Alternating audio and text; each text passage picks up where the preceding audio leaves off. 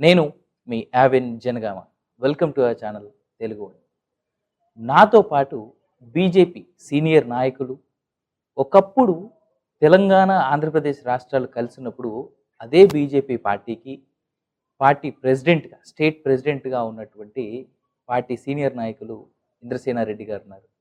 సార్తో మాట్లాడి ప్రస్తుతం తెలంగాణ విడిపోయింది కాబట్టి ఆంధ్ర రాష్ట్రం గురించి పక్కన పెడదాం. ప్రస్తుతం తెలంగాణ రాష్ట్రంలో బీజేపీ పరిస్థితి ఏంటి? ఓవైపుగా రాష్ట్రంలో బీజేపీ స్ట్రాంగ్ అని చెప్తున్నప్పటికీ కూడా బీజేపీ నాయకులే చాలా మంది టీఆర్ఎస్తో కలిసి ఉన్నారనేటువంటి మాటలు కూడా వినిపిస్తున్నాయి.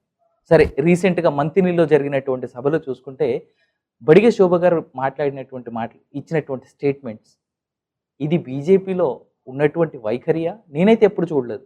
బట్ సార్ ఏమంటారో చూద్దాం. సార్ మాటలు. సార్ నమస్కారం. Sir, very happy to meet you. Thank you me time ఇచ్చినందుకు. అయినో ఇంటర్వ్యూకి ముందు ఎంత టైం వేస్ట్ అయింది, ఇంటర్వ్యూలో ఎలా ఉండబోతుంది అనేటువంటిది.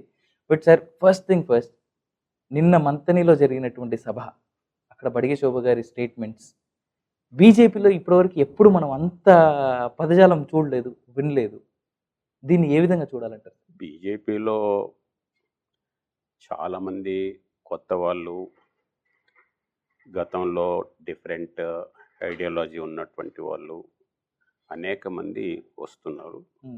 బీజేపీ పద్ధతి కానీ, బీజేపీ ఆర్గనైజేషన్ యొక్క వ్యూ కానీ హార్ష్, దీంట్లో అన్వాంటెడ్ భాషలో మాట్లాడనేటువంటిది ఎప్పుడు లేదు. ఎవరైనా మాట్లాడినట్టయితే వాళ్ళకు ఎవరైతే సరి అయినటువంటి టైంలో చెప్పాలో. బట్ ఆవిడ మాట్లాడినటువంటి పదజాలం సార్, ఆమె మాట్లాడినటువంటి పదజాలం డీటెయిల్స్ నేను వినలేదు. బట్ ఆ టోన్ స్టార్టింగ్లో కొద్దిగా నాకు తెలుసు కాబట్టి దాన్ని, ఆ టోన్ కానీ ఆ భాష కానీ అది సరి అయినటువంటిది కాదు అనేటువంటిది మా యొక్క అభిప్రాయం. రానున్నటువంటిది నాగార్జున సాగర్ ఎన్నికలు. అక్కడ మీరు అనౌన్స్ చేస్తారు అనుకున్నటువంటి పర్సన్ ఒకరు, అనౌన్స్ చేసినటువంటి పర్సన్ ఒకరు బీజేపీ తరఫు నుంచి. నిన్నటి వరకు నేనే ఇక్కడ క్యాండిడేట్ని అనుకున్నటువంటి పర్సన్ సడన్గా టీఆర్ఎస్ వైపు మళ్ళుతున్నారు, లేదా టీఆర్ఎస్లో జాయిన్ అయిపోయారు అనేటువంటి వార్తలు చాలా క్లియర్గా తెలుస్తున్నాయి. బీజేపీ నుంచి జనరల్గా ఎవరు వేరే పార్టీలోకి వెళ్ళరు. వేరే పార్టీలో ఉన్నటువంటి వాళ్ళే ఇప్పుడు తెలంగాణలో ఆల్టర్నేటివ్ బీజేపీ అనుకుంటున్నారు కాబట్టి బీజేపీలోకి వచ్చేటువంటి ఛాన్స్. నాకు టికెట్ ఇవ్వలేదన్న ఒకే ఒక కారణంతో టీఆర్ఎస్ వైపు వెళ్ళడం పార్టీ ఫెయిల్యూర్ కింద చూడొచ్చా సార్? భారతీయ జనతా పార్టీలో చాలామంది గతంలో వచ్చారు.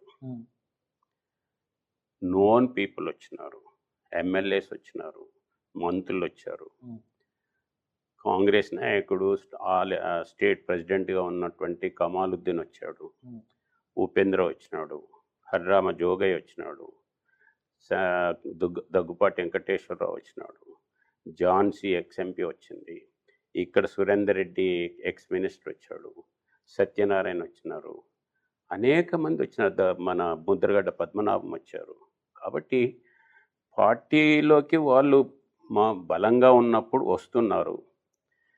ఇక్కడ వచ్చిన తర్వాత ఈ సిస్టంలో వాళ్ళు ఇమ్మీడియట్గా వాళ్ళకి ఏదో ఒకటి రావాలి అనేటువంటి దీంతో కోరుకుంటున్నారు. వాళ్ళు కోరుకోకపోతే పోతున్నారు. ఇది భారతీయ జనతా పార్టీలో గతంలో అనేక మందిని చూసినాము. ఇప్పుడు దాంట్లో ఇటువంటి వాళ్ళు ఇంకా వస్తుండొచ్చు, పోతుండొచ్చు. కానీ పార్టీ నమ్మినటువంటి సిద్ధాంతానికి కట్టుబడి ఎవరైతే ఉన్నారో వాళ్ళే దీంట్లో ఉంటారు. మిగతా వాళ్ళందరూ వస్తారంటే మేము వెల్కమ్ చేస్తాం. ఇప్పుడు బయట ఏం ప్రచారం ఉందనంటే, బయట వాళ్ళు వస్తే వాళ్ళని వీళ్ళు డైజెస్ట్ చేసుకోలేరు, వీళ్ళు వాళ్ళకు ప్రాధాన్యత ఇవ్వరు, ఇవన్నీ ఒకవైపు చర్చ చేస్తూనే ఉంటారు. ఎవరికి ప్రాధాన్యత ఇవ్వలేదు చెప్పండి? ఈరోజు కమాలుద్దీన్ వస్తే అతనికి అంబాసిడర్గా ఒక కమిటీకి ఇచ్చినాము. దగ్గుపాటి వెంకటేశ్వరరావు వస్తే స్టేట్ వైస్ ప్రెసిడెంట్ ఇచ్చినాము. ముద్రగడ్డ పద్మనాభం వస్తే ఆయన మనిషికి టికెట్ ఇచ్చినాము, ఆయన ఎంపీ చేసినాడు, తర్వాత ఆయనకు వైస్ ప్రెసిడెంట్ ఇచ్చినాము.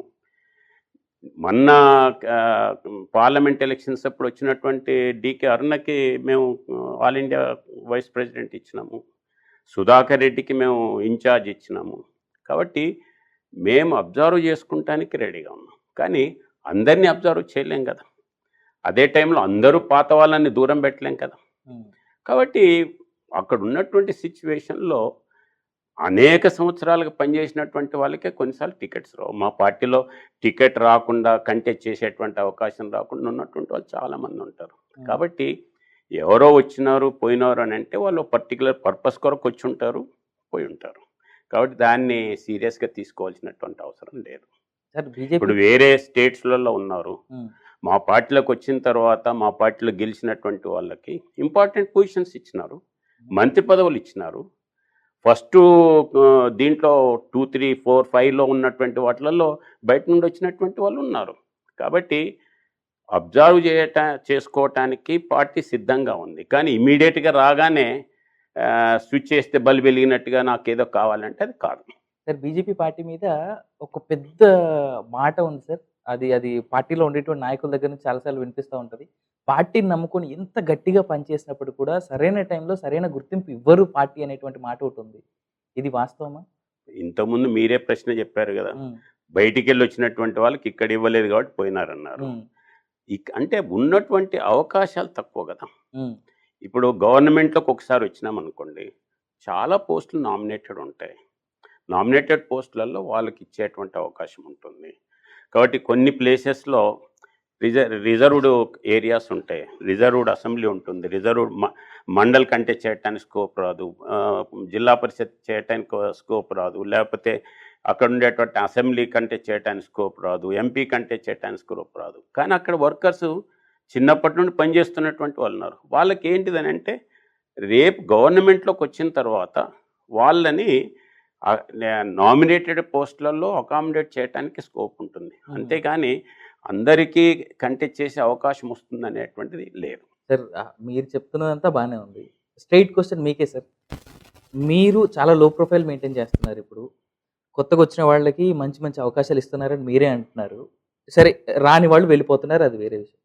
బట్ తెలంగాణ రాష్ట్రం విడిపోయిన తర్వాత మీకు పర్సనల్‌గా మిమ్మల్ని అబ్జర్వ్ చేసుకుంటే పార్టీని నమ్ముకొని చాలా హానెస్ట్‌గా ఉన్నవాళ్ళు సీనియర్ నాయకుల్లో మీరు ఒకరు. అలాంటి సీనియర్ నాయకులైనటువంటి మీకు మరి సరైన పొజిషన్ ఇవ్వలేదు అనేటువంటిది మాత్రం వాస్తవం. మీరు వేరే పార్టీని చూడలేదు, వేరే పార్టీ సైడ్ ఎళ్ళలేదు, వేరే ఎవరితోనూ పెద్దగా మంత్రాలు జరిపినట్టు కూడా ఎక్కడా రాలేదు.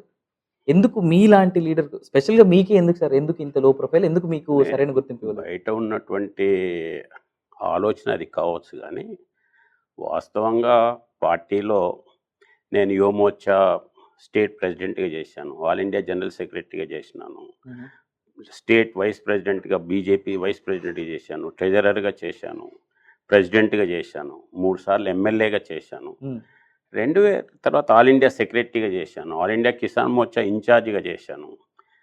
2014లో నాకు మొదటి నుండి కూడా పార్లమెంట్ కంటెస్ట్ చేయాలి, పార్లమెంటు పోవాలి అనేటువంటి దీంతో అసెంబ్లీలో అవకాశం ఉన్న, అసెంబ్లీ గెలిచే అవకాశం ఉన్న పార్లమెంటే చూజ్ చేసుకున్న ప్రయత్నం చేస్తూ వచ్చాను. కానీ 2014 తర్వాత ఇప్పుడున్నటువంటి డబ్బు ఇది అంతా చూసిన తర్వాత నేను కంటెస్ట్ చేయొద్దు అనేటువంటి నిర్ణయాన్ని నేను వాలంటరీగా తీసుకున్నాను. మా ఇంట్లో మా ఫ్యామిలీ మెంబర్స్కి చెప్పాను, నాకు వెల్ విషర్స్ ఎవరైతున్నారో వాళ్ళకి చెప్పాను, ఆ తర్వాత పార్టీలో చెప్పాను. నాకై నేను తీసుకున్న డెసిషన్ కంటెస్ట్ చేయొద్దని, కానీ పార్టీ కంటెస్ట్ చేయొద్దని అనేటువంటిది కాదు. మిగతా ఇష్యూస్ అంటారా, నేను ఆల్రెడీ స్టేట్ ప్రెసిడెంట్గా చేశాను, ఆల్ ఇండియా సెక్రటరీగా చేశాను. కాబట్టి పార్టీ ఇక్కడ ప్రభుత్వంలోకి రావాలి అనేటువంటి దాని కొరకు కృషి చేసేటువంటి దాంట్లోనే ఉన్నాను. నేను కోర్ కమిటీలో ఉన్నాను. I'm satisfied. ఇంకా ఏవో కావాలి, all India nominations, all India chairmans, ఇవే అవన్నీ అడిగారు, కానీ నాకు వద్దన్నాను. ఎందుకంటే ఎవరికైతే కంటెస్ట్ చేయడానికి స్కోప్ రాలేదో, ఆ కంటెస్ట్ చేయడానికి స్కోప్ రానటువంటి వాళ్ళు ఎవరున్నారో వాళ్ళకి అవకాశం ఇవ్వండి. నాకు I got opportunities, I'm satisfied with it. అంతే సార్. మీలాగే ఇంకో సీనియర్ నాయకులు సార్ పేర్ల శేఖర్ గారు. పేర్ల శేఖర్జీ అని చెప్పేసి అని అంటారు, ఎల్బీ నగర్ నియోజకవర్గం సంబంధించి. సార్ ఆయన ఏజ్ అంతా అయిపోయిన తర్వాత ఇవాళ ఆయనకు ఒక పొజిషన్ ఇచ్చారు, ఆల్ ఇండియా లెవెల్లోనే ఇచ్చారు ఆయనకు కూడా. పార్టీ మీద మొదటి నుంచి ఉన్నటువంటి అపవాదం ఇది ఒక్కటే సార్. మొత్తం అంతా అయిన తర్వాత ఫస్ట్ బయట వాళ్ళకి అందరికీ ఇచ్చిన తర్వాత అప్పుడు పార్టీని నమ్ముకొని చాలా ఇదిగా ఉండేటువంటి వాళ్ళకి అప్పుడిప్పుడో లాస్ట్లో చూస్తారనేటువంటి మాట ఇందాక కూడా నేను అడిగాను. సో ఇలా ఈ అపవాదిని పార్టీ మార్చుకునేటువంటి విధానం ఏ రోజుకైనా జరగవచ్చు అంటారా? మీరు అసలు మీ కాన్సెప్టే తప్పు. మీరు మొదటి ప్రశ్న ఏంటంటే బయటికి వెళ్ళి వచ్చినటువంటి వాళ్ళ గురించి చెప్పారు, ఇప్పుడు ఉన్నటువంటి వాళ్ళ గురించి అడుగుతున్నారు. ఆయన ముందు పార్టీ కాకుండా సంఘ పరివార్కి సంబంధించినటువంటి ఏబీవీపీలో మొత్తం లైఫ్ అంతా కూడా అక్కడ కష్టపడి వచ్చినాడు. ఆ తర్వాత ఇక్కడికి రాగానే he has been given national executive member. అతనికి తర్వాత నామినేటెడ్ దీంట్లో ఇచ్చారు, కంటెస్ట్ చేయడానికి అవకాశం ఇచ్చారు, కంటెస్ట్ చేసినారు. కాబట్టి మళ్ళీ రెండోసారి మళ్ళీ నామినేటెడ్ ఇది ఇచ్చినారు. కాబట్టి ఇండివిజువల్ దీంట్లో మనం డిస్కస్ చేయకుండా parties taking care of all the people. But individuals గురించి డిస్కస్ చేస్తే this is not the forum. Sir, coming to the entire state politics, Nagarjuna సాగర్లో గెలిచేటువంటి అవకాశాలు ఎంతవరకు ఉన్నాయి సార్? 90% జానారెడ్డి గారే గెలుస్తారు అని కాంగ్రెస్లో ఉన్నవాళ్ళు, కాంగ్రెస్లో లేని వాళ్ళు, ఇన్ఫాక్ట్ టీఆర్ఎస్ వాళ్ళు కూడా అంటున్నారు. మరి టీఆర్ఎస్ వాళ్ళు అంటున్నప్పుడు మళ్ళీ మిగతా ఆయన ఎందుకు చేస్తున్నారు? కాబట్టి ప్రజలలో ఉండేటువంటి వాస్తవమైనటువంటి పరిస్థితి వేరే, బయటికి వచ్చేటువంటి వాతావరణం వేరే. ఈరోజు సెంట్రల్ గవర్నమెంటు మోడీ గారు తీసుకున్నటువంటి పబ్లిక్ కార్యక్రమాలు, పబ్లిక్ డైరెక్ట్గా వచ్చేటువంటి బెనిఫిట్స్ చేసుకొస్తున్నటువంటి కార్యక్రమాలు ఏవైతున్నాయో ఇవి కింద ఉన్నటువంటి ప్రజలకు స్పష్టంగా అర్థమవుతుంది. మీరు ఇప్పుడు ఎవరైనా వెళ్ళి గ్రామంలో సెంట్రల్ గవర్నమెంట్కి వెళ్ళి వచ్చినటువంటి స్కీమ్స్ ఈ 5 ఉన్నాయి, ఈ 6 ఉన్నాయి, వీటిలో ఎన్ని వచ్చినాయని అడిగితే కనీసం ఖచ్చితంగా ప్రతి ఇంటికి 3-4 బెనిఫిట్స్ వచ్చినాయి. అది గ్యాస్ కనెక్షన్ కావచ్చు, లేకపోతే టాయిలెట్ కావచ్చు, లేకపోతే కేంద్ర ప్రభుత్వం ఇస్తున్నటువంటి రైతులకు ఇస్తున్నటువంటి డబ్బు కావచ్చు. వీటిలలో ఆ రకంగా ప్రతి విలేజ్లో ప్రతి కుటుంబం ఏదో రకంగా బెనిఫిట్ అయినటువంటిదే. అయితే ఇది ఈరోజు అక్కడ ఉండేటువంటి గ్రామాలలో వాళ్ళకి తెలుసు. కాబట్టి ఖచ్చితంగా బీజేపీ వైపు ప్రజలు చూస్తున్నారు. అయితే ఇప్పుడు ఉన్నటువంటి సిచ్యువేషన్లో అధికారంలో ఉన్నటువంటి పార్టీ వాళ్ళు మొన్న చూసినాం గ్రాడ్యుయేట్స్ కాన్స్టెన్సీ, ఒక్కొక్క ఓటర్కి గ్రాడ్యుయేట్స్ కాన్స్టెన్సీలో వాళ్ళు 2000 నుండి 5000 రూపాయల వరకు ఇచ్చినారు. అంటే ఒక గ్రాడ్యుయేట్స్ కాన్స్టెన్సీకి ఒక్క నియోజకవర్గంలో 100 కోట్ల పైన ఖర్చు పెట్టారు. ఆ రకంగా ఈ రూలింగ్ పార్టీలో ఉన్నటువంటి వాళ్ళు బై ఎలక్షన్ అనగానే దాన్ని ప్రెస్టీజ్గా తీసుకొని వాళ్ళు ఇష్టం వచ్చినట్టుగా ఖర్చు పెట్టి ఏదో రకంగా గెలవాలనేటువంటి దీంతో పోతున్నారు. అయినా కానీ వాళ్ళకు అనుకూలమైనటువంటి రిజల్ట్స్ రాలేదు. దుబ్బాకలో చూసాం, జిహెచ్ఎంసీ ఎన్నికల్లో చూసినాం. మొన్న ఇక్కడ కూడా ఫస్ట్ కౌంట్లో గెలవలేదు, ఇన్ని కోట్లు డబ్బు ఖర్చు పెట్టినా. కాబట్టి బీజేపీకి ఈరోజు గ్రౌండ్లో మోడీ గారి మీద ఉండేటువంటి విశ్వాసంతో ప్రజలు బీజేపీ వైపు చూస్తున్నారు. సార్, మీరేమో అంటున్నారు సెంట్రల్ గవర్నమెంట్ స్కీమ్స్ అని ప్రజలకు చేరుతున్నాయి అనేటువంటిది గ్రౌండ్ లెవెల్ ఒప్పుకుందాం సార్, కొంతవరకు ఒప్పుకుందాం. బట్ ఇవాల్టి రోజున అదే సెంట్రల్ గవర్నమెంట్ చేస్తున్న దాంట్లో ఇటు గ్యాస్ రేటు 1000 రూపాయల దాకా వెళ్ళింది almost, petrol rate about to reach 100, కొన్ని లొకేషన్స్లో ఆల్రెడీ 100 దాటింది కూడా. ఇవి సామాన్య ప్రజల యొక్క నడ్డి విరుస్తున్నట్టుగా, ఎందుకంటే పెట్రోల్ గ్యాస్ పెరిగిన తరుణంలో మిగిలిన అన్నిటి రేట్లు పెరుగుతున్నాయి, పప్పులు ఉప్పులు అన్నిటి రేట్లు పెరుగుతున్నాయి. సామాన్యుడు అనేటువంటి వాడికి జీతం పెరగట్లేదు, వాడి యొక్క ఉద్యోగ కల్పన పెరగట్లేదు, ఉద్యోగ అవకాశాలు పెరగట్లేదు. సో ఇంత రేట్లు పెరుగుతున్నటువంటి తరుణంలో ఎందుకు బీజేపీ అనేటువంటి క్వశ్చన్ మార్క్లో కూడా ప్రజలు ఆలోచించే వాళ్ళు కూడా ఉన్నారు కదా సార్. నేను మీడియా వాళ్ళని ఒకటే రిక్వెస్ట్ చేస్తున్నాను, మీరు ఇటువంటిది ప్రజల ముందు పెట్టే ముందు మోడీ గారు 2014లో అధికారంలో రాకముందు ఏం రేట్స్ ఉండే, ఈరోజు 7 సంవత్సరాల తర్వాత ఈరోజు ఏం రేట్స్ ఉన్నాయి, ఆ రోజు కందిపప్పు రేట్ ఎంత ఉండే, ఈరోజు కందిపప్పు రేట్ ఎంత ఉంది, ఆ రోజు చక్కెర రేట్ ఉండే, ఈరోజు చక్కెర రేట్ ఉండే, ఆ రోజు గ్యాసు, మిగతా వీటన్నిటిని కూడా కంపేర్ చేయండి. ఏదో 1-2 ఇష్యూస్లలో 1-2 ఐటమ్స్లో తప్ప మిగతా అన్నీ కూడా తగ్గినాయి అనటానికి నేను చెప్పటం కాదు. నేను 2014 వీరు ఓత్ తీసుకునే ముందు రోజు పేపర్ తీసుకొని ఆ రోజు కన్జ్యూమర్స్ రేట్స్ పేపర్లో ఉంటాయి. ఈనాడు తీసుకోండి, హిందూ తీసుకోండి, లేకపోతే ఆంధ్రజ్యోతి తీసుకోండి, ఇంకెవరి పేపర్లన్నా తీసుకోండి.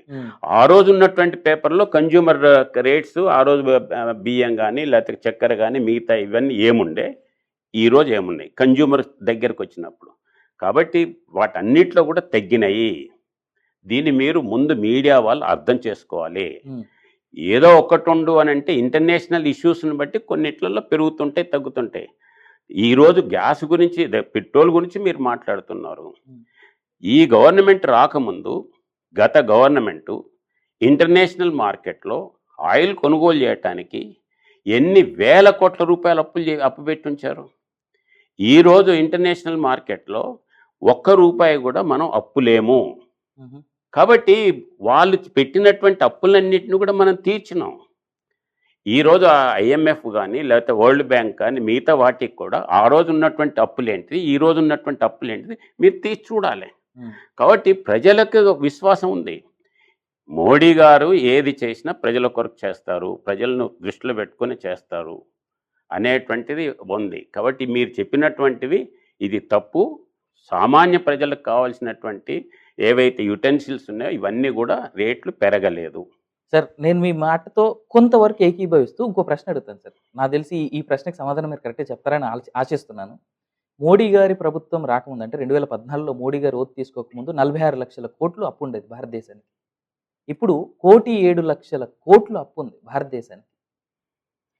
ఈ 7 సంవత్సరాల్లో చేసినటువంటి అప్పు దాదాపు 50 లక్షల కోట్ల పైచిలుకు. నేను లోకల్గా ఈ స్టాటిస్టిక్స్ ఇవన్నీ నేను చూడలేదు, నేను చెప్పను. ఉమ్, బయటికి సంబంధించినటువంటి వాటి విషయంలో పేపర్లో వస్తుంటాయి కాబట్టి ఉమ్, ఫారెన్ కరెన్సీ, ఫారెన్ రిజర్వ్స్ ఎన్నున్నాయి, అప్పుడెన్నున్నాయి, ఇప్పుడెన్నున్నాయి, తర్వాత ఇవన్నీ మిగతా మీరు చెప్పినటువంటి బడ్జెట్ దీంట్లో ఉంటాయి. ఉమ్, ఈ బడ్జెట్ దీంట్లో అప్పులు అనేటువంటి లోకల్గా చేసినాయా లేకపోతే ఏ రకంగా చేసినాయా అనేటువంటి ఉంటాయి. అవి దాని విషయంలో డీటెయిల్స్ నా దగ్గర లేవు. నువ్వు నెంబర్ అడిగితే నేను చెప్పలేను. ఉమ్, బట్ ఒక్కటేందనంటే అప్పుడున్నటువంటి జీడిపి, అప్పుడున్నటువంటి అప్పులు, ఇప్పుడున్నటువంటి జీడిపి, ఇప్పుడున్నటువంటి అప్పులు ఆ రకంగా కంపేర్ చేయాలి. ఇప్పుడు నా చిన్నప్పుడు ₹1.13 చక్కెర ఉండే, ఉమ్, ₹1 పెట్రోల్ ఉండే. దాన్ని కంపేర్ చేస్తాం కాదు. అప్పుడు నా యొక్క శాలరీ ఎంత ఉండే, ఉమ్. అప్పుడు లెక్చరర్కి ఎంత జీతం వచ్చేది, టీచర్కి ఎంత జీతం వచ్చేది, ఇప్పుడు ఎంత వస్తుంది, ఆ రకంగా కంపేర్ చేస్తే నీకు క్లారిటీ వస్తుంది. రైట్. సార్ ఇందాక మీరు మాట్లాడుతూ అన్నారు ప్రజల్లో నమ్మకం ఉంది బీజేపీ పైన అని అన్నారు. సార్ హైదరాబాద్, నల్గొండ ఇది పక్కన పెడదాం సార్. హైదరాబాద్, రంగారెడ్డి, మహబూబ్ నగర్ ఇది పక్కన పెడితే అక్కడ వరంగల్, ఖమ్మం, నల్గొండ ఎమ్మెల్సీ గ్రాడ్యుయేట్ కాన్స్టిట్యున్సీలో జరిగినటువంటి ఎన్నికల్లో చూసుకుంటే మీరు 100 కంటే కొంచెం పైన ఉన్నారు సార్. 4th or 5th పొజిషన్లో ఉన్నారు నాకు గుర్తున్న Fourth place. 4th place. So అక్కడ చూసుకుంటే సార్ ఓట్ పర్సెంటేజ్ మీకు పడింది చాలా తక్కువ కంపారిటివ్లీ. అంటే మీరు అన్నట్టుగా పబ్లిక్లో నిజంగా అంతుంటే బీజేపీ పైన అక్కడ చాలా ఎక్కువ పర్సెంటేజ్ మనం నమోదైనట్టుగా చూసి ఉండాలి. బట్ 4th ప్లేస్లో ఉండడం దాన్ని ఎలా చూస్తున్నారు సార్? అంత నమ్మకంగా అయితే ప్రజలు కనబడలేదు. మీరు చెప్పింది 100% కరెక్టు. గతంలో 1984లో నేను ఎమ్మెల్యేగా ఉన్నప్పుడు తెలంగాణ మొత్తం కూడా ఒకటే గ్రాడ్యుయేట్స్ కాన్స్టిట్యున్సీ ఉండేది. అప్పుడు డాక్టర్ రాజేశ్వరరావు నిలబెట్టి నేను తిరిగి గెలిపించాను. లాస్ట్ టైం 2015లో జరిగినటువంటి ఎమ్మెల్సీ ఎలక్షన్స్లో నేను ఇన్ఛార్జ్ ఉంటిని అదే ఏరియాకి. అప్పుడు we gave a tough fight. ఈసారి మా క్యాండిడేటు చాలా పూర్ షో ఇచ్చాడు. దాని మీద పార్టీలో రివ్యూ చేసుకోవాల్సినటువంటి అవసరం ఉంది. ఖచ్చితంగా రివ్యూ చేస్తారు. అదేమైనా నాగార్జున సాగర్ ఈ బైపోల్లో ఏమైనా Nagarjuna Sagar elections by election అనగానే ఆటోమేటిక్గా అక్కడ ఉండేటువంటి ప్రజలకి ఏముంటుందంటే రూలింగ్ పార్టీకి వ్యతిరేకంగా ఎంతో వ్యతిరేకత ఉంటే తప్ప ఇది కాదు. కాబట్టి రూలింగ్ పార్టీ వాళ్ళు గతంలో ఓడిపోయినారు కాబట్టి దుబ్బాక, జిహెచ్ఎంసీ అయినారు కాబట్టి దాన్ని ప్రెస్టేజ్ ఇష్యూగా తీసుకొని 100 కోట్ల పైన ఖర్చు పెట్టారు. ఎమ్మెల్సీ ఎలక్షన్స్ గెలిచారు. ఎమ్మెల్సీ ఎలక్షన్స్ గెలిచేటప్పటికి వాళ్ళల్లో కొంత మొరేల్ ఎక్కువ ఉంటుంది, మా దాంట్లో కొంత మొరేల్ తక్కువ ఉండటానికి స్కోప్ ఉంటుంది. కానీ దాన్ని ఎగ్జాక్ట్గా మళ్ళీ రిప్లికా లాగా అవుతుంది అనేటువంటిది ఏం లేదు. ఎందుకంటే ప్రజలు ఏ ఎలక్షన్స్ ఆ ఎలక్షన్స్ డిఫరెంట్ దీంట్లో ఆలోచన చేసేటువంటి తత్వం ఉంది. ఎందుకంటే మనం గతంలో ఒరిస్సా ఎలక్షన్ చూసాం. పార్లమెంటు, అసెంబ్లీ రెండు ఒకటేసారి జరిగినాయి. రెండు ఒకటేసారి జరిగిన పార్లమెంట్లో బీజేపీని గెలిపించారు, అసెంబ్లీలో లోకల్ పార్టీని గెలిపించారు. సార్ అలా చూసుకుంటే నాగార్జున సాగర్లో ఒక ఫీమేల్ కంటెస్టెంట్ నేనే ఇక్కడ నుంచి నిలబడబోతున్నాను అంటూ 90% ఆవిడ చాలా పనిచేశారు నాగార్జున సాగర్లో. ఆ తర్వాత ఎలాంటి అనౌన్స్మెంట్ లేక ఆల్మోస్ట్ అందరూ సైలెంట్ అయిపోయారు. ఒక్క టీఆర్ఎస్, కాంగ్రెస్ తప్ప బీజేపీ మొత్తం సైలెంట్ అయింది. అండ్ సడన్గా నిన్నటి వరకు అసలు ఎవ్వరికీ తెలియని పేరు రవి నాయక్ అనేటువంటి వ్యక్తిని సడన్గా మీరు నిలబెట్టడం, అక్కడ ఉన్నటువంటి బీజేపీ కార్యకర్తల్లో కావచ్చు, మిగిలిన ఎవరైతే నేనే ఇక్కడ నుంచి నిలబడబోతున్నా అనుకున్నటువంటి లీడర్స్లో కావచ్చు, నిరుత్సాహం చాలా వరకు కనిపిస్తోంది ఈ రోజు వరకు కూడా అనేటువంటి మాట ఉంది. మీరు దీంట్లో కూడా పొరపాటు. ఎందుకంటే ఈ వ్యక్తి సడన్‌గా వచ్చి రాత్రికి రాత్రి తీసుకొచ్చిన వ్యక్తి కాదు. గతంలో నివేదిత అనేటువంటి అమ్మాయి అక్కడికెళ్ళి కంటెస్ట్ చేసినది. She is working out. ఆమె హస్బెండ్ జిల్లా ప్రెసిడెంట్ కూడా వర్కౌట్ చేస్తున్నారు. మాకు తెలుసది.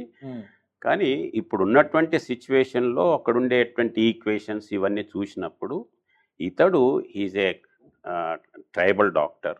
లంబాడి కమ్యూనిటీ నుండి వచ్చినటువంటి వాడు. ఆ ఏరియాలోనే ప్రాక్టీస్ చేసినటువంటి వాడు. గవర్నమెంట్ దీంట్లో కూడా పనిచేసినటువంటి వాళ్ళు. He is having a very popular face. కాబట్టి అతన్ని పెట్టాలి అనేటువంటిది పార్టీ నిర్ణయం చేసింది.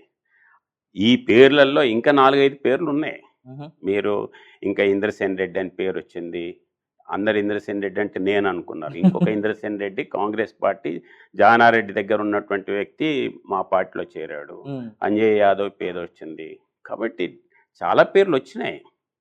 వచ్చిన తర్వాత పార్టీ ఉన్నటువంటి దాంట్లో ఇతన్ని ఇప్పుడు పెట్టాలని ఆ రకంగా అనుకున్నారు. బట్ ఆవిడ చేసినటువంటి వర్క్ ఏ రకమైనటువంటి రెస్పెక్ట్ మీరు ఇండివిజువల్గా డిస్కస్ చేసేటటువంటి ప్రతి అసెంబ్లీలో ప్రతి దగ్గర కూడా మీరు ఇదే రకమైనటువంటి ఆర్గ్యుమెంట్ వారణాసిలో కూడా చేయొచ్చు. వారణాసిలో 50 సంవత్సరాల నుండి కష్టపడుతున్నారు, మోడీ గారిని ఎందుకు నిలబెట్టినారు అని కూడా నువ్వు అడగొచ్చు. నీకు అడిగే రైట్ ఉంది.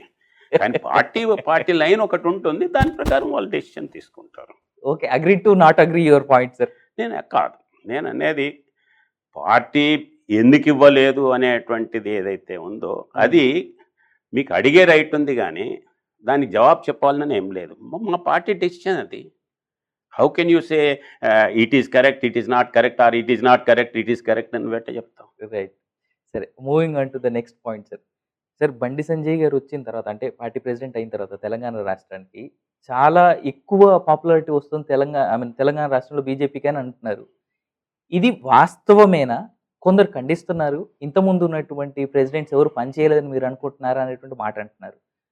రెండోది, బండి సంజయ్ గారు వచ్చిన తర్వాత యువతలో బేసిక్గా ఆయనకున్నటువంటి ఫాలోయింగ్ కావచ్చు, లేదంటే ఆయన మీద ఉన్నటువంటి రెస్పెక్ట్ కావచ్చు, బాగా పెరిగింది. ఆయన వల్లే బీజేపీ తెలంగాణ రాష్ట్రంలో కొంచెం కుదుట పడుతుంది, అంటే సెటిల్ అవుతుంది బేసిక్గా అనేటువంటి మాట కూడా ఉంది. వాస్తవం ఏమంటే 2014 కేంద్రంలో అధికారంలోకి వచ్చిన తర్వాత అమిత్ షా గారు ప్రెసిడెంట్ అయిన తర్వాత ఈ స్టేట్కి మొదటిసారి విజిట్ చేసినప్పుడే వారు చెప్పటం జరిగింది. మనం మిగతా స్టేట్స్లలో మ్యాక్సిమం ఎంతైతే గెలవాలో అంత గెలిచినాము, ఇంకంతకంటే ఎక్కువ ఉండదు. కాబట్టి మనం నెక్స్ట్ ఎలక్షన్స్కి వెళ్ళా మిగతా ఏరియాస్ ఏవైతే ఉన్నాయో, ఎక్కడైతే గెలవనటువంటి ఏరియాస్ ఉన్నాయో వాటి మీద కాన్సన్ట్రేట్ చేయాలని చెప్పి డే 1 నుండి ఈస్ట్లో ఉండేటువంటి రాష్ట్రాలు ఏవైతే ఉన్నాయో, అది బెంగాల్ కావచ్చు, ఒరిస్సా కావచ్చు, ఆంధ్రప్రదేశ్ కావచ్చు, తెలంగాణ కావచ్చు, లేకపోతే ఇవన్నీ కూడా వారు కాన్సన్ట్రేట్ చేస్తూ వచ్చినారు. వారు కంటిన్యూగా మానిటరింగ్ చేస్తూ వచ్చినారు. దాని యొక్క ఇంపాక్ట్ మనకు పార్లమెంట్ ఎలక్షన్స్లో స్పష్టంగా కనిపించింది. పార్లమెంట్లో మేము 4 పార్లమెంట్ సీట్స్ గెలిచినాము. కాబట్టి దాని యొక్క కంటిన్యూటీలో పార్లమెంట్ ఎలక్షన్స్ గెలవటమే, ఇక్కడ 4 సీట్లు గెలవటమే కాకుండా సెంట్రల్లో 300 సీట్లతోటి 300 పై సీట్లతోటి మళ్ళీ అధికారంలోకి వచ్చిన తర్వాత ప్రజలందరికీ కూడా సెంట్రల్ గవర్నమెంటు మోడీ గారి నాయకత్వం మీద విశ్వాసం పెరిగి యూత్ అంతా కూడా బీజేపీ వైపు చూస్తున్నారు. దాని యొక్క కంటిన్యూయేషన్లో మాకు ప్రతి 3 సంవత్సరాలకు కొత్త ప్రెసిడెంట్ మారేటువంటి దీంతో కొత్తగా వచ్చినాడు యూత్, కాబట్టి ఇతన్ని మనం పెట్టాలి, ఇతడైతే ఎనర్జెటిక్ దీంట్లో ఉంటాడు, ఎక్కువ తిరగలుగుతాడు అనేటువంటి దీంతో కేంద్ర పార్టీ అతన్ని అపాయింట్ చేసినారు. దాని యొక్క ఇంపాక్ట్ కనిపిస్తుంది కదా, మీరే చెప్పారు యూత్లో బాగుంది చేస్తున్నారు, ఇది వాస్తవము. కాబట్టి అదే టైంలో చంద్రశేఖరరావుకి సరిగ్గా ఇతడు నిలబడుతున్నాడు అనేటువంటి ఇంప్రెషన్ ప్రజలకు పోతుంది, పర్టికులర్గా యూత్. కాబట్టి దాని యొక్క ఇంపాక్ట్ కనిపిస్తుంది. సార్, ఇప్పటి వరకు బాగానే ఉంది సార్, అంటే మీ ఇంతవరకు బాగానే ఉంది. కానీ బీజేపీ పార్టీలో ఉన్నటువంటి లీడర్లే చాలామంది కేసీఆర్ గారికి మీరు అన్నట్టుగా ఆయనకి ఎగెన్స్ట్గా సంజయ్ గారు పోతున్నారని మీరు అంటున్నారు. బట్ ఉన్నటువంటి లీడర్లో చాలామంది కేసీఆర్ గారికి దగ్గరగానే ఉంటున్నారు అనేటువంటి వార్తలు కూడా ఉన్నాయి సార్ చాలా గట్టిగా. ఇది కూడా కొంతమంది మీడియా వాళ్ళు చేసేటువంటి ప్రచారం. మా పార్టీలో చాలా స్పష్టంగా మా Amit Shah garu we are alternative, we have to come alternatively అనేటువంటిది ఎప్పుడైతే చెప్పారో అప్పటి నుండి అదే రకంగా ఇది చేస్తున్నాం. కానీ చంద్రశేఖరరావు ఏం చేస్తాడంటే బీజేపీ ఎప్పుడైతే పెరుగుతూ ఉంటుందో ఆ పెరిగేటువంటి దాన్ని వాళ్ళు నీళ్లు చల్లటం కొరకు మేమే బీజేపీతో కలుస్తున్నాం, బీజేపీలతో మాట్లాడుతున్నాం, బీజేపీతోటి కలిసిపోయేటువంటి ఇది ఉంది అనేటువంటి ఒక ఇంప్రెషను ఫీడ్ చేస్తుంటాడు మీడియా వాళ్ళకు. కొంతమంది దాన్ని కొనుక్కొని అదే సిద్ధుడు ఆ రకంగా చాలాసార్లు సక్సెస్ అయినాడు. ఉదాహరణకి దుబ్బాక ఎలక్షన్స్ అయిపోయింది, జిహెచ్ఎంసీ ఎన్నికలు అయిపోయినాయి. అయిపోయిన తర్వాత రైతుల విషయంలో ఏం చేశాడు? బంద్ అనగానే రోడ్ల మీదకి వచ్చుకొని బట్టలు చింపుకొని మంత్రులందరూ కూడా రోడ్డు మీదకి వచ్చి చేసినారు. ఎందుకు మేము వ్యతిరేకంగా పోతున్నాం అది ఇది అనేటువంటి దీంతో చేశాడు. మళ్ళీ ఇమ్మీడియట్గా పోయినా ఢిల్లీలో పోయి మళ్ళీ కలిసి వచ్చి మళ్ళీ కాదు ఇది అది అని చెప్పినాడు. అంటే ఒక స్టేబుల్ యాటిట్యూడ్ అనేది అతనికి ఉందా? అతని పొలిటికల్ అనాలిసిస్ అతనికి ఉండొచ్చు, కానీ అల్టిమేట్గా అతడు ఏం చెప్పేదంటే ఇక్కడ బీజేపీ పెరగొద్దు, బీజేపీ పెరగకుండా ఉండటం కొరకు అతడు చేసేటువంటి టాక్టిక్స్లో మీ అటువంటి వాళ్ళు కూడా ఆయన ట్రాప్లో పడి ఇటువంటి ప్రశ్నలు వస్తుంటాయి. సార్ ఒక స్ట్రైట్ క్వశ్చన్ సార్, మేము ట్రాప్లో పడ్డామని మీరు అంటున్నారు. కిషన్ రెడ్డి గారికి మై హోమ్లో మెగాలో పార్ట్నర్షిప్ ఉన్నదనేటువంటిది వాస్తవం కాదంటారా? ఆయన కేసీఆర్ గారితో కలిసి పనిచేస్తున్న వాస్తవం కాదు. అసలు ఈ ప్రశ్నలు అడగటమే it is a misleading. Can you show one proof? Why you are asking such questions? నీకు రేటింగ్ పెంచడం కొరకు ఈ రకమైనటువంటి ప్రశ్నలు అనేది ఎవరు చెప్పాడు? ఎందుకు ఈ రకమైనటువంటి ప్రశ్నలు అడుగుతారు? నేను అదే ఇటువంటిది అడిగి you can raise your rating, but don't ask such questions which is untruth. నీకు ఏదన్నా ఉంటే యూ షో. లేదు మీరు దీన్ని కమిట్ అయిన ఉండమని అంటే నేను ఆయనతో నోటీస్ ఇప్పిస్తాను నీకు. Are you ready? Are you prepared? Suppose ఎవడన్నా నా గురించి అన్నాడు అనుకో, నేను ఇమీడియట్గా నోటీస్ ఇస్తా. కాబట్టి మిస్లీడింగ్ ఇదనేటువంటిది చేయకూడదు. ఇదైనా యూ స్టిక్ టు ఇట్. ఏమని నోటీస్ ఇచ్చి నువ్వు ఈ రకంగా చేసినావంటే నోటీస్ ఇచ్చి జవాబు ఇస్తావా? పలానా దగ్గర ఉన్నాయని. Why you want to mislead the people and why you are asking? It is not they. Sir సరే, ఇంకో విషయానికి వద్దాం సార్. అరవింద్ గారు లిటరల్గా లెటర్ రాసి బాండ్ పేపర్ తీసుకొని మరి దాని మీద సైన్ చేసి నేను పసుపు బోర్డు తెకపోతే నేను రిజైన్ చేస్తానని అన్నారు. పసుపు బోర్డు ఇవ్వము అని చెప్పేసింది సెంట్రల్ గవర్నమెంట్ రీసెంట్గా పార్లమెంట్ సాక్షిగా. దీనికి ఏమంటారు సార్? నేను అనేది లోకల్గా ఉన్నటువంటి వాళ్ళు ఆయన ఏం రాశాడు ఏందనేది కాదు, ఆయన ఇండివిజువల్గా ఏం చేసిందనే మనకు తెలియదు. పార్టీ ఆ రకమైనటువంటి ఎక్కడేం చెప్పలేదు. కాబట్టి you better to ask him. ఇది తప్పించుకునే ధోరణి కాదు. తప్పించుకునే ధోరణి ఉంది. మీరే చెప్పారు పార్లమెంట్ లో, ఆమె చెప్పింది, మంత్రి చెప్పింది ఇట్ ఈస్ నాట్ పాసిబుల్ అని. అవును. కాబట్టి దానికి ఆల్టర్నేటివ్ ఏంటిదనేది చూశారు, ఆల్టర్నేటివ్స్ పెట్టారు. నీకు ప్రజలకి పేరు కావాలన్నా లేకపోతే పని కావాలన్నా? మిగతా కాగితాలు నేను చూడలేదు కాబట్టి నేను చెప్పటం లేదు. ఇష్యూ ఉంది, ఇష్యూ గురించి నేను మాట్లాడినాను. సార్ కాళేశ్వరం మీద వచ్చేసి మీ పార్టీ నుంచి చాలా పెద్ద మాటలు సార్. అందరూ అన్నారు కాళేశ్వరం మీద మేము కేసు వేస్తున్నాం, దీంట్లో తప్పులు చాలా జరిగాయి, తప్పులు చాలా దొరలాయి అని చెప్పేసి. థర్డ్ ఫేజ్కి మొన్న ఎర్తింగ్కి మీరే పర్మిషన్ ఇచ్చారు కదా సార్, మళ్ళీ బీజేపీ నుంచి సెంట్రల్ గవర్నమెంట్ నుంచి. మీరు పర్మిషన్ ఏమి ఇచ్చినారు ఏంటిదని అంటే దేని గురించి పర్మిషన్ ఇచ్చారు? కాళేశ్వరం మొత్తం కట్టుకోండి, కాళేశ్వరం మొత్తం కరెక్ట్ ఉందని ఇచ్చారా? సెకండ్ దేనికి ఇచ్చారు? సెకండ్ ఫేజ్ లో ఎర్తింగ్ కి పర్మిషన్. నేనని అదే దాంట్లో పర్మిషన్స్ అంటే దాంట్లో చాలా పర్మిషన్స్ ఉంటాయి. ఏ పర్మిషన్ నువ్వు అడుగుతున్నావు? ఎర్తింగ్ కి పర్మిషన్ సార్. ఇప్పుడు ఏదైతే పంపులు మోటార్లు సెట్ చేయాలో నేను అనేది అంటే మీరు కట్టుకోవచ్చు, మీరు దీని మీద తెచ్చుకోవచ్చు అనేటువంటిది కాదు. దాంట్లో టెక్నికల్ గా డిపిఆర్ ఇంతవరకు ఇవ్వలేదు కదా. డిపిఆర్ ఒకవైపు అడుగుతుంటే అసలు మొత్తం కృష్ణా దీని మీద తీసుకున్నటువంటి ప్రాజెక్ట్స్ ఏంది, దాని మీద డిపిఆర్ ఇవ్వమంటే ఇవ్వనటువంటి వాళ్ళు మీరు పర్మిషన్ ఇచ్చిందని అంటే నేను దాంట్లో కొన్ని ఉంటాయి. కొన్ని స్టేట్ గవర్నమెంట్ కొన్ని పనులు చేసుకోవచ్చు, స్టేట్ గవర్నమెంట్ చేసుకునేటువంటి వాటిల్లో కొన్ని ఉంటాయి. దాంట్లో ఏ పర్మిషన్ ఏందనేటువంటి పర్మిషన్ ఇచ్చారని అంటే వేగ్గా చెప్పటం కాదు. డిపిఆర్ అడిగారు, డిపిఆర్ ఇచ్చారా? డిపిఆర్ ఇవ్వకుండానే పర్మిషన్ ఇస్తారా? సార్ నేను అందుకే అంత క్లియర్గా అడుగుతున్నాను. నేను అందుకనే మీరు ఆ కాగితం తీసి పలానాది అని చెప్పాలి. డిపిఆర్ ఇవ్వలేదు, దానికి పర్మిషన్ సెంట్రల్ గవర్నమెంట్ ఇవ్వలేదు. సరే డిపిఆర్ ఇవ్వలేదు కరెక్టే, బట్ ఎర్తింగ్ కి సెకండ్ ఫేజ్ లో జరగాల్సిన ఎర్తింగ్ కి మీరు పర్మిషన్ ఇచ్చారు. ఎర్తింగ్ అనేటువంటి దానికి దేనికి ఎర్తింగ్ ఏంటంటే దానికి ఉంటుంది. దాంట్లో ఎర్తింగ్ అనేటువంటిది అక్కడ ఉండేటువంటి ఇవి ఫారెస్ట్ ఉంటుంది. మ్మ్. ఫారెస్ట్కి సంబంధించినటువంటి దాంట్లో క్లియరెన్సెస్ వస్తాయి. ఫారెస్ట్కి సంబంధించినట్టు దాంట్లో క్లియరెన్సెస్ ఇచ్చినప్పుడు ఇన్ని హెక్టార్స్ అయితే లోకల్ వాళ్ళు ఇవ్వచ్చు, ఇన్ని హెక్టార్స్ అయితే స్టేట్ వాళ్ళు ఇవ్వచ్చు, ఇన్ని హెక్టార్స్ అయితే సెంట్రల్ గవర్నమెంట్ పోవాలి. దానికి నామ్స్ ఉంటాయి. ఫారెస్ట్ క్లియరెన్స్ అయితే నువ్వు దీని ప్లేస్ ఇవ్వదలుచుకుంటే దీనికి బదులుగా ఇంకో దగ్గర ల్యాండ్ ఇవ్వాలి. మ్మ్. అవి చూపెట్టినప్పుడు టెక్నికల్ క్లియరెన్స్. అందుకనే దీని అర్థం మొత్తం కాళేశ్వరం తవ్వటానికని కాదు. మ్మ్. కాబట్టి దాన్ని మనం అర్థం చేసుకోవాలి. సార్ ఇక్కడ ఇంకో మాట సార్, మరి అలా అలా అలా చూసుకున్నట్టయితే డిపిఆర్ రానందుకు కొన్నింటికి మీరు పర్మిషన్స్ ఇచ్చారని మీరు ఒక మాట మన డిపిఆర్ అడుగుతున్నారు, డిపిఆర్ అడిగితే ఇస్తలేరు అని రోజు పేపర్లో వస్తుంది. ఎగ్జాక్ట్లీ సార్, డిపిఆర్ ఇయ్యనప్పుడు ఈ పర్మిషన్ కూడా ఇచ్చినందుకు పూర్తిగా కాళేశ్వరం ఆపేయొచ్చు కదా. Departments are different, hmm. Departments are different, permissions are different. నీకు మున్సిపల్ అడ్మినిస్ట్రేషన్ వాళ్ళు ఇల్లు కట్టుకోవటానికి పర్మిషన్ ఇచ్చినట్టే ఎలక్ట్రిసిటీ ఇవ్వటానికి కూడా పర్మిషన్ ఇచ్చినట్టు కాదు, లేకపోతే వాటర్ ఇవ్వటానికి పర్మిషన్ ఇచ్చినట్టు కాదు. మ్మ్. That is different, this is different. Electricity వాడు మున్సిపల్ వాడు పర్మిషన్ ఇవ్వకుండా ఎలక్ట్రిసిటీ మనం తెచ్చుకోవచ్చు. సో అలాగే ఇది కూడా వచ్చేసింది. ఉంటుంది. నేను అనేది అందుకనే ఏంటిది అనేటువంటిది ఏమి ఇచ్చినారు కాంపరెన్స్గా చూస్తున్నావు, లేకపోతే ఓవరాల్ ఇండివిజువల్గా చూస్తున్నావు. ఇండివిజువల్గా అన్నప్పుడు ఏ ఇష్యూ అనేటువంటిది మళ్ళీ వస్తుంది. Done sir. స్టేట్లో చూసుకున్నట్టయితే మనకున్నటువంటి యూనివర్సిటీల్లో వైస్ ఛాన్సలర్స్ లేరు సార్. దాని మీద ఎందుకు మీ పార్టీ నుంచి ఏ రకమైనటువంటి గట్టి వాదన వినబడట్లేదు? మీరు నేను ఇచ్చినటువంటి ప్రెస్ కాన్ఫరెన్స్లు, నేను ఇచ్చినటువంటి స్టేట్మెంట్స్ మీరు చూడలేదు. మ్మ్. అనేక సందర్భాల్లో ఈ విషయం పదే పదే మాట్లాడినాం.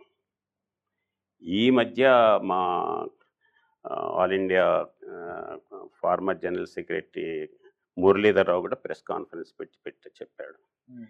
ఈ గవర్నమెంటు ఎవడన్నా చదువుకుంటున్నాడు అనంటే చదువుకున్నటువంటి వాడు తెలివి బారుతాడు, తెలివి ఉన్నటువంటి వాడు నా మీద ఎప్పుడన్నా అటాక్ చేస్తాడు, నా తప్పుల్ని బయట పెడతాడు అనేటువంటి భయంతో తెలంగాణ ఏర్పడిన తర్వాత తెలంగాణలో ఉండేటువంటి యువకులు, విద్యార్థులు ఎవరైతే ఉన్నారో వీళ్ళు దద్దమ్మలు కావాలి, వీళ్ళకి చదువొద్దు, చదువుకుంటే వీళ్ళు నా మీద పడతారు అనేటువంటి భయంతో ఉన్నటువంటి ఇన్స్టిట్యూషన్స్ అన్నిటినీ కూడా కిల్ చేస్తున్నాడు, దాన్ని చంపేస్తున్నాడు. మ్మ్.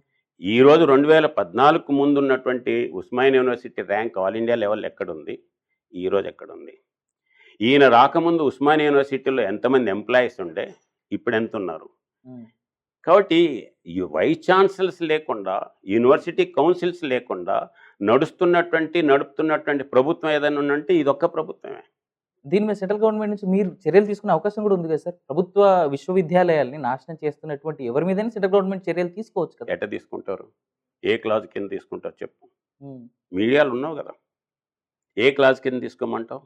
కాబట్టి కొన్ని ఏవైతే ఉన్నాయో రెవెన్యూ, ఎడ్యుకేషన్, అగ్రికల్చర్, మ్మ్.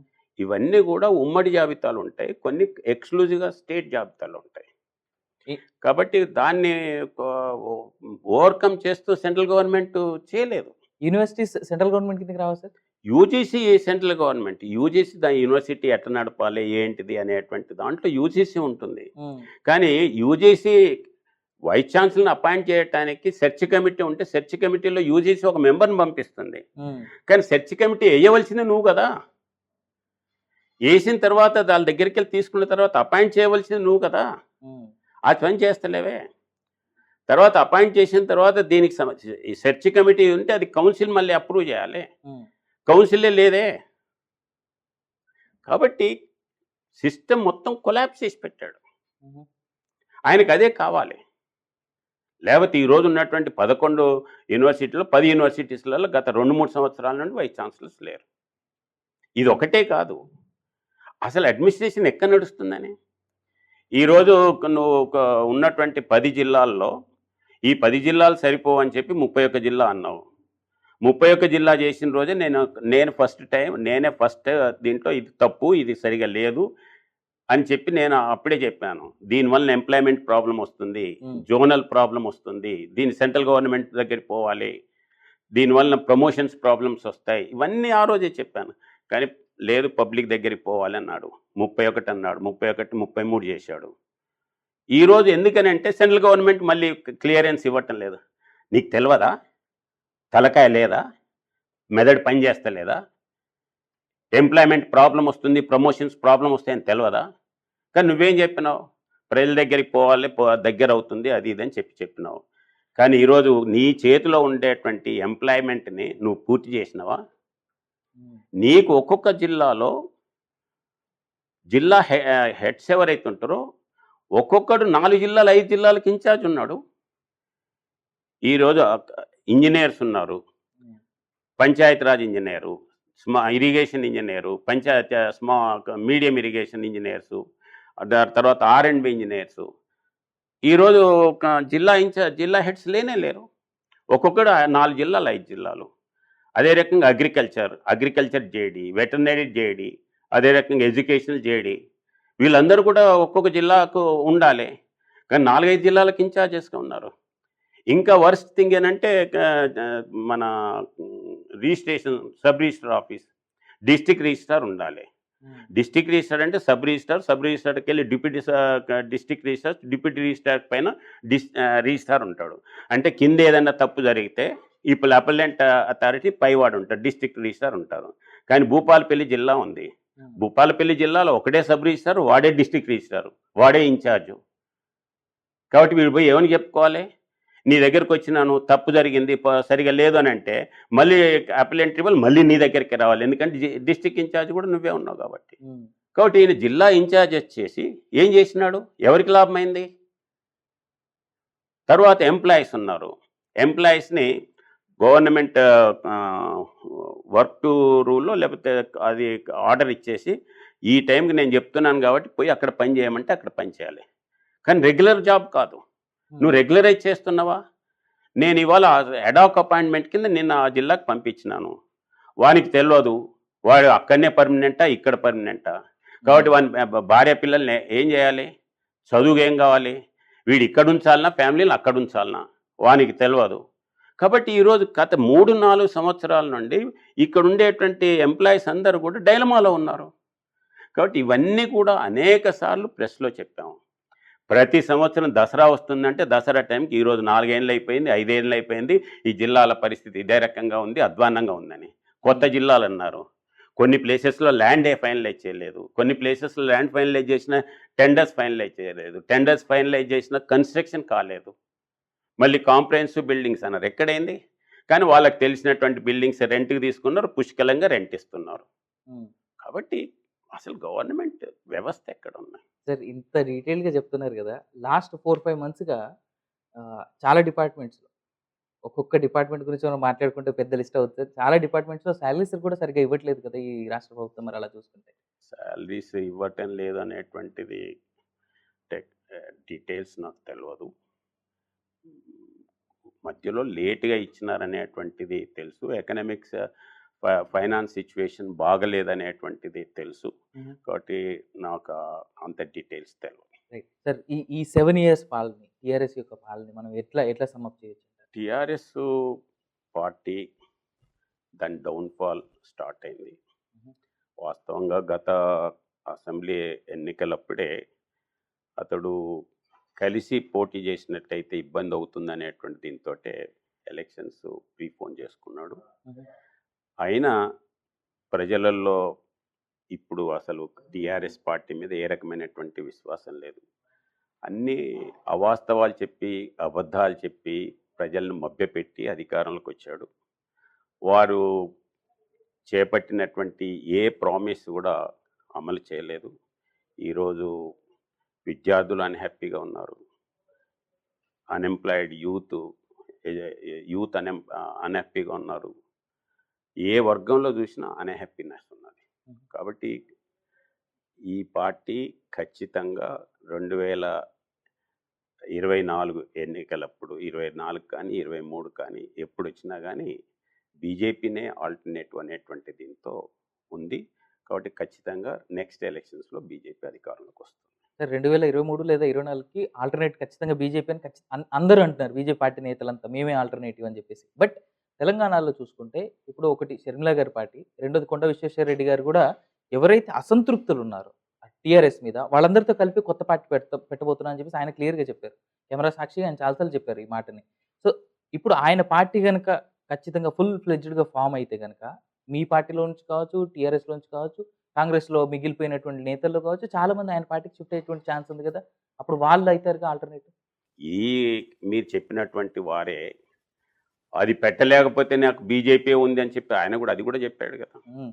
కాబట్టి వాళ్ళు ఏ పర్పస్లో వస్తున్నారో ఎందుకు వస్తున్నారో తెలియదు. కానీ రీజనల్ పార్టీస్కి కొత్త పార్టీస్ ఉన్న పార్టీలకే అవకాశం లేదన్నప్పుడు కొత్త పార్టీస్ రావటం నిలదొక్కుకోవటం అనేటువంటిది స్కోప్ లేదు. ఎవరికి వాళ్ళు కొత్త పార్టీ పెట్టుకోవచ్చు, కొన్ని రోజులు మీడియాలో ప్రచారం చేసుకోవచ్చు, లేకపోతే ఏదో ఎలక్షన్ కమిషన్ దగ్గరికి పోయి సింబల్ తెచ్చుకోవచ్చు. కానీ బట్ కమింగ్ ఫ్యూచర్లో భారతదేశంలో ఈ రీజనల్ పార్టీసు లోకల్ పార్టీస్కి అవకాశం లేదు. సార్ కొత్త పార్టీలు అవసరం లేదంటారా అయితే? నేను అవకాశమే లేదు అని అంటుంటే నేను ఒక పార్టీలో ఉండి కొత్త పార్టీ అవకాశం లేదనేది ఎట్లా వస్తుంది? హ్మ్. ఇష్యూ ఎట్లా వస్తుంది? ఇంకా నే స్కోపే లేదంటున్నాను కదా. స్కోప్ లేదని. People are satisfied with Bharatiya Janata Party హుహు. And people are supporting Bharatiya Janata Party. Privatisation effect బ్యాంకులు గాని, పోర్టులు గాని, రోడ్స్ కానీ ఏవి చూసుకున్నా సరే పూర్తిగా ప్రైవేటైజేషన్ రోజు రోజుకి పెద్ద ఎత్తున చేస్తున్నారు. ప్రైవేటైజేషన్ చేయొద్దని ఎవరు చెప్తున్నారు చెప్పండి? పబ్లిక్ చాలా మంది దానికి. పబ్లిక్ కాదు, హ్మ్. మీరు మాట్లాడినటువంటి నాయకులు ఎవరు చెప్పండి? అంటే మీ పార్టీలో అంటున్నారా? వేరే పార్టీలో మిగతా అంటున్నారా? పార్టీల వాళ్ళు హ్మ్. వాళ్ళు ప్రైవేటైజేషన్ స్టార్ట్ చేసింది ఎవరు? ఫస్ట్ థింగ్ అసలు ప్రైవేటైజేషను ప్రభుత్వం అనేటువంటి దానికి మనకు క్లారిటీ ఉండాలి. మనం ఒక టైంలో అండర్ డెవలప్డ్ కంట్రీస్ కింద ఉండేవాళ్ళం. హ్మ్. ఒక టైంలో అండర్ డెవలప్డ్ కంట్రీస్కి వెళ్ళి డెవలపింగ్ కంట్రీలోకి వచ్చినాం. కరెక్ట్. డెవలపింగ్ కంట్రీకి వెళ్ళి డెవలప్డ్ కంట్రీలోకి వెళ్ళాలి. హుహు. అండర్ డెవలప్డ్ కంట్రీస్ ఉన్నప్పుడు 1947లో దీంట్లో ఉన్నప్పుడు ఏదైనా పెద్ద ఇండస్ట్రీ పెట్టాలి, పెద్ద ఇవన్నీ పెట్టాలి అని అంటే ప్రైవేట్లో ఆ రకమైనటువంటి అవకాశం లేదు కాబట్టి గవర్నమెంట్ తరఫున ఆ రకమైనటువంటి ఇండస్ట్రీస్ పెట్టింది.